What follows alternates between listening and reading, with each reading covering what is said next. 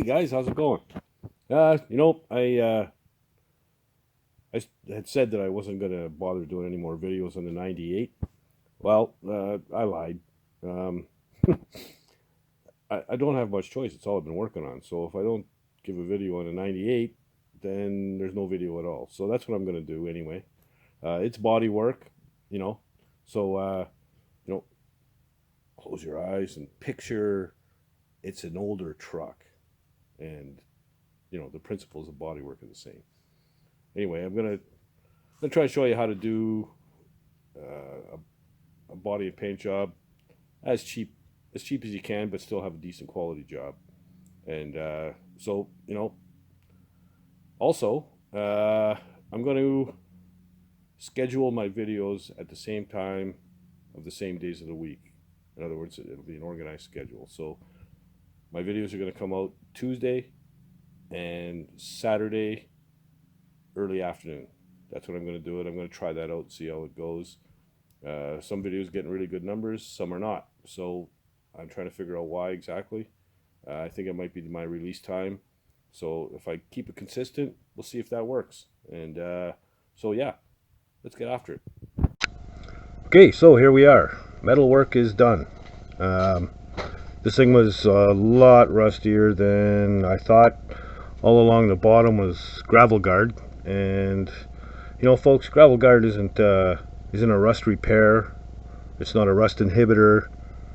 It's to prevent stone chips. So you got rust at the bottom of your vehicle, don't just slap some stone guard or gravel guard on there. All it does is hide stuff, and in this case it hit a lot. So I put a new cab corner, patched the bottom of the door. I also had to do the metal on the inside of the door. It was rusted.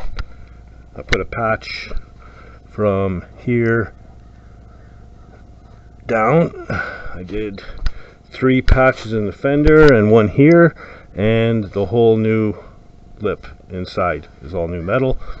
So all the rust has been cut out. The other side kind of similar.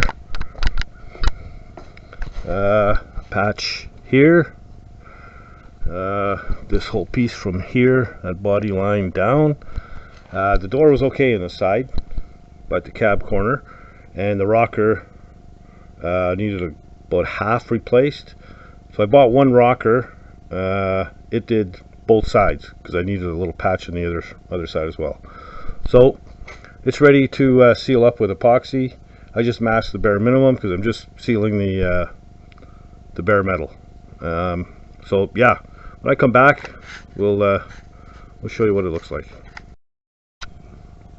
Okay, so black epoxy primer sealed up all the bare metal. So I'm not afraid to leave this outside anymore. Sorry about the sun there, but I can't help that. Anyway, that's what it looks like. The reason I use the black is I use a light gray high build primer when I'm block sanding after I do the putty work, and the black will really show up on the high spots, so it's easy to see. So I just like the contrast in color. So yeah, we're on our way to doing the putty work now, and I got a couple of patches left in the box, and we'll get that probably wrapped up tomorrow. As far as metal work, finally. I mean, that was a ton more metal work than I expected. So that's the way she goes, man. Okay, so I'm calling this side done as far as body work goes. I know it looks like a lot of filler, but it's very, very thin. I put on thin several coats, but always thin. If you put it on thick, you'll end up with little pinholes, or what I call buckshot. But I mean, you can tell by the sound. I mean, it's just, it all sounds like tin. So So how to save money? Well, the fenders were bad enough that I could have justified buying new ones. I could have bought new lower door skins, 2 new rockers, 2 cab corners, and 2 box side repair panels. But instead I bought two rockers. They're 45, or two cab corners, sorry, $45 a piece, and one rocker. And out of the one rocker, I had enough to patch both sides. So the rocker was 100, so it cost me 190 bucks for the metal. And then the other stuff, like the patches down here and over on the front of the fender, and any patches in the bottom of the door, I just cut out and fabricated them. You know, it's just a matter of, it's a pretty flat piece. It just had a curve in it, so I just bent it over my knee until I got the right shape. And what I use for steel is this stuff here. It's industrial shelving, 16 gauge steel. It's good steel. It welds nice. You know, these are old. They're all over the place. I usually pay $2-3 a piece for them, and I got a couple of buddies that are always looking out for me. Every once in a while, you know, they'll drop off half a dozen of them. So yeah, I don't know what a full sheet of 16 gauge steel is worth, but I'm sure it's worth more than 12 to 15 bucks like I'm paying. So I save a ton of money on that. Where you can't save money is on the materials you're using, the primers and the fillers and stuff like that. You use good quality stuff, or you're going to end up with a shit job. It's the bottom line. So, like I said, I use the epoxy primer. It's ready now because there's a couple of spots that bare metal that was sanded through. So I'm going to re-epoxy it, and then it'll be ready for the gray primer. So, you know, just to show you, this little box right here, it's got a can of putty and a can of primer, hardener, and one little can of parts cleaner to clean my spray gun. That box is 300 bucks. So, you know, this stuff adds up. Another spot you can save on is paint. You know, especially if it's your own vehicle and you're not too picky about exact color, you can go to the your auto body supply store, and they usually have a rack of or a shelf with a bunch of mist tints, you know, or a grab table, you know, and you can pick up a couple of mist tints for 50 bucks a gallon, whereas, you know, the cheapest paint really by the gallon is about around 300 bucks, goes all the way up to 1,800, $2,000 for a gallon. So, you know, and I always use the same paint all the time, and that way, like same brand, that way I can mix them. So if I've got leftover colors, I'll mix them together until I get a color that I like. You know, I'll keep all the blue greens together and the red reddish stuff together, and yeah, end up mixing a couple of gallons, and boom, you got your car painted for next to nothing. So that's how I do it. And so I'm going to epoxy this now, and come back, show you what it looks like, and yeah, we'll be right back.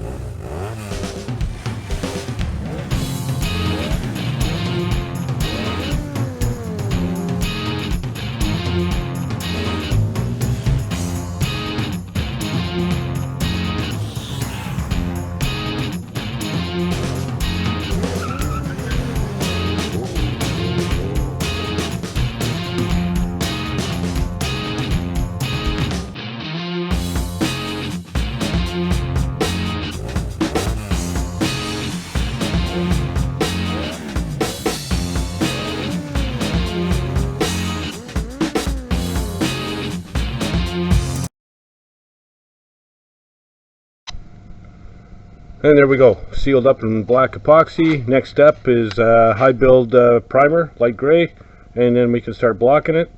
I can't put anything on this for, they say, 16 hours to before it cures up. So yeah, I guess I'm just gonna sit back, maybe catch a ball game, and sip on a few ice cold pops. So yeah, that's it for tonight. Okay, so there you have it. Pretty good day. Got all the putty work done on the one side.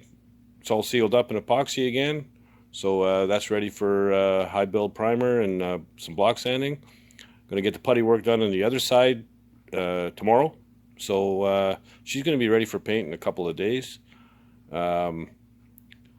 It's going to be kind of a blue sort of color. I've got a bunch of different blues and stuff, so we'll see what we mix up. I'll show that.